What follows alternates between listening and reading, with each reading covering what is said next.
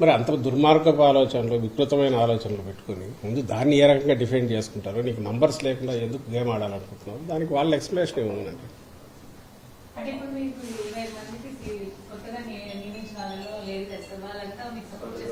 ఎందుకు చేయరమ్మా? పార్టీలో పొలిటికల్ పార్టీలో ఎమ్మెల్యే టికెట్ మార్చడము, అట్లా మారిస్తే దాంతోనే అందరూ పార్టీలు వదిలిపోయేటంటే ఏ రాజకీయ పార్టీ కూడా నిలవలేదు. ఎప్పుడు ఊరిద్దరు ఉండొచ్చు, దట్స్ డిఫరెంట్ ఇష్యూ. కానీ మెజారిటీ ఇన్నాళ్ళు కట్టుబడి ఉన్న వాళ్ళు ఇంకో రోజు వాళ్ళకి ఏదో ఒకటి ఉంటుంది. వాళ్ళకి ఏ రకంగా ఇది చెప్పాలి, వాళ్ళని కాన్ఫిడెన్స్ లేక ఎట్లా తీసుకోవాలనే ప్రయత్నాలు కంటిన్యూస్ జరుగుతుంటాయి. నా పాయింట్ ఒకటే, నువ్వు దొంగతనం చేయాలా, నువ్వు దాన్ని పొడసాలా, పోచి చేయాలా, ప్రలోభ పెట్టాలా, నువ్వు చేసే ప్రయత్నాలు కనుక నువ్వు మానుకుంటే అంటే తెలుగుదేశం పార్టీ అప్పుడు ఇవేముండదుగా, ప్రజాస్వామ్యం బాగుంటుంది. తెలుగుదేశం పార్టీకి రేపు కనుక ఖచ్చితంగా వాళ్ళకు వచ్చేస్తే మెజారిటీలో వాళ్ళకు ఒక సీట్ తెచ్చుకోవడానికి తగిన ఉంటే పోటీ పెట్టుకోవచ్చు. ఏదో ఒకటో రెండో ఉంటే ఏదో ఆశ పెట్టుకుని ఓట్లు అవుతాను కదా. అసలు ఎక్కడ దగ్గరనే లేరు కదా, వాళ్లే లెక్కలేసుకుంటున్నారు. దానికి ఎక్స్ప్లెనేషన్ వాళ్ళు ఇవ్వాలి కదా. అదేమో ప్రజాస్వామ్యబద్ధమైంది, చాలా న్యాయమైనది, వాళ్ళకు ఆ హక్కు ఉన్నట్టు, అదేదో ప్రపంచంలో ఎక్కడ లేని ఫీట్ అయినట్టు, అలాంటిది మేం చేస్తాం విన్యాసం చేస్తున్నట్టు వాళ్ళు చూపడము. ఇక్కడ ఈ పక్కేమో ఒకరిని డిస్క్వాలిఫై చేసి అది ప్యూర్లీ స్పీకర్ డిస్క్రిప్షన్, ఆయన తీసుకునే కాల్. స్పీకర్ అది ఒక వ్యవస్థ, సపరేట్ ఆఫీస్. దానికి సంబంధించి ఇన్ని దురుద్దేశాలు ఆపాదించడం, అది ఏ రకంగా కరెక్ట్? మీరైనా అడగడమైనా ఇది అడగండి ముందు వాళ్ళు.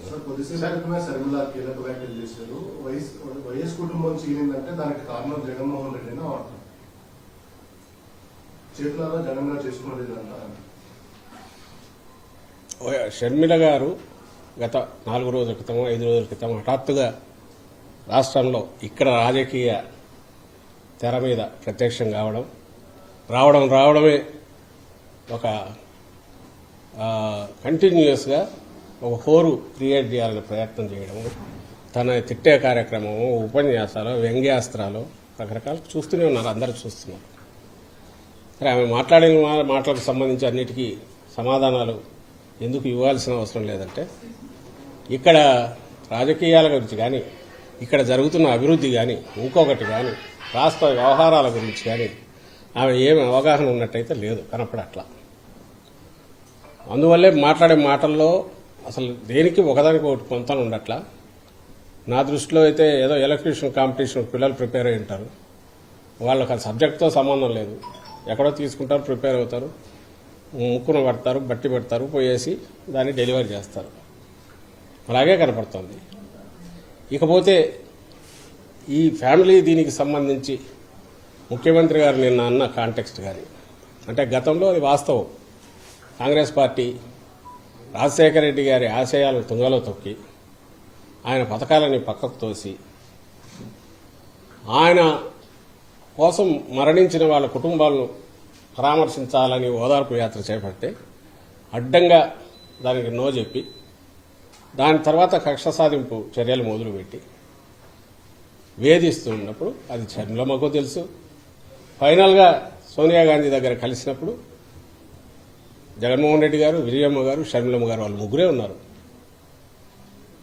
అక్కడ ఏం జరిగింది అనేది కూడా ఆమెకు తెలుసు. సరే, అది గతం అయిపోయిన తర్వాత అంత మాత్రాన రాజకీయ పరంగా దారులు వేరు కాకూడదని ఎవరమ్మను. ఇక్కడికి వచ్చేసరికి కుటుంబాన్ని చీల్చడం అనేది ఆయనన్న కాంటెక్స్ట్. ఆ రోజు ఎప్పుడైతే బయటకు వచ్చి పార్టీ పెట్టగానే బాబాయ్ వాళ్ళ చిన్నాన్నను వివేకానంద రెడ్డి గారి మంత్రి పదవి ఇచ్చడం, ప్రలోభ పెట్టడం, ఆ తర్వాత పోటీకి దించడం, విజయమ్మ గారికి పోటీగా, ఇవన్నీ అందరూ చూశారు. బట్ ప్రజలు దే చోజ్ జగన్మోహన్ రెడ్డి గారు సరైన వారసుడు అనుకున్నారు, పార్టీకి పట్టం కట్టారు. ఆ తర్వాత రెస్ట్ ఈజ్ హిస్టరీ అందరం చూస్తున్నాం. తర్వాత ఇప్పుడు జరుగుతున్నది ప్రత్యక్షం. లేకపోతే షర్మిలమ్మకి ఇక్కడ ఎవరి ద్వారా ఇక్కడ ఏపీలో కానీ ఉభయ తెలుగు రాష్ట్రాల్లో ఎవరి ద్వారా తెలుసు? రాజశేఖర రెడ్డి గారి బిడ్డగా తెలుసు, జగన్మోహన్ రెడ్డి గారి చెల్లెలుగా తెలుసు. జగన్మోహన్ రెడ్డి గారు రాజశేఖర రెడ్డి బిడ్డగా ఆ రోజు మొదలుపెట్టిన ప్రస్థానం తర్వాత ఇప్పుడు అది సొంతంగా తనంతట ఒక ప్రవాహంలాగా, మహా ఉధృతమైన ప్రవాహంలాగా అప్రతిహతంగా ముందుకు సాగుతోంది. అంటే వాటిని అవపోసన బట్టి ఆయన ఆశయాలను, ఆయన ఆలోచనలు, రాజశేఖర రెడ్డి గారి ఆలోచనలు, ఆశయాలు, ఈయన వాటిని మనసావాచ నమ్మి వాటిని మరింత ఫైన్ ట్యూన్ చేసి ఇంప్లిమెంట్ చేస్తున్నారు. కాబట్టి అది ఇద్దరు పార్టీని ప్రొటెక్ట్ చేయడంలో కావచ్చు, విలువలను పాటించడంలో కావచ్చు, నిజాయితీగా నిబద్ధతగా వ్యవహరించడంలో కావచ్చు, నిబ్బరంగా అడుగులు వేయడంలో కావచ్చు, ఎన్ని ఆటుపోట్లైనా తట్టుకోవడంలో కావచ్చు, ఇంక్లూడింగ్ అక్రమ కేసుల్లో జైల్లో పెట్టడం దగ్గర నుంచి, ఇంక్లూడింగ్ తెలుగుదేశం పార్టీ అధికారంలో ఉన్నప్పుడు 23 మందిని పోస్ట్ చేసి ప్రలోభ పెట్టి పశువులు కొన్నట్టు చంద్రబాబు కొన్నప్పుడు కూడా ఎక్కడా చెల్లించలేదు. ఆ రకంగా సొంతంగా ఎదిగారు.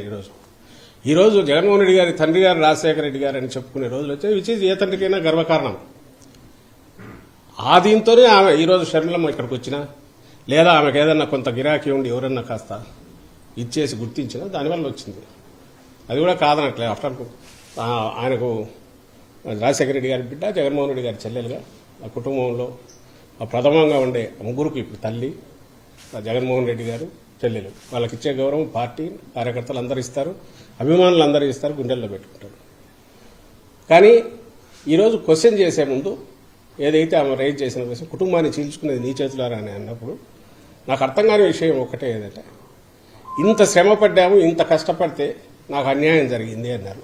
ఏ అన్యాయమో చెప్పాలి, స్పష్టంగా చెప్పాలి. ఇదిగో నాకు ఈ అన్యాయం చేశారని. ఏదైనా పదవుల పంపకంలో అన్యాయం చేశారా? పదవుల పంపకంలో అన్యాయం, పదవులు ఇవ్వలేదు అని అంటే ఒక రాజకీయ పార్టీ కానీ ప్రజాస్వామ్యంలో కుటుంబం పదవులు పంచుకోవడానికి ఉందా? ఇప్పుడు పదవుల్లో భాగస్వామ్యం, అధికారంలో భాగస్వామ్యాలు ఉంటాయా? అది సబబేనా?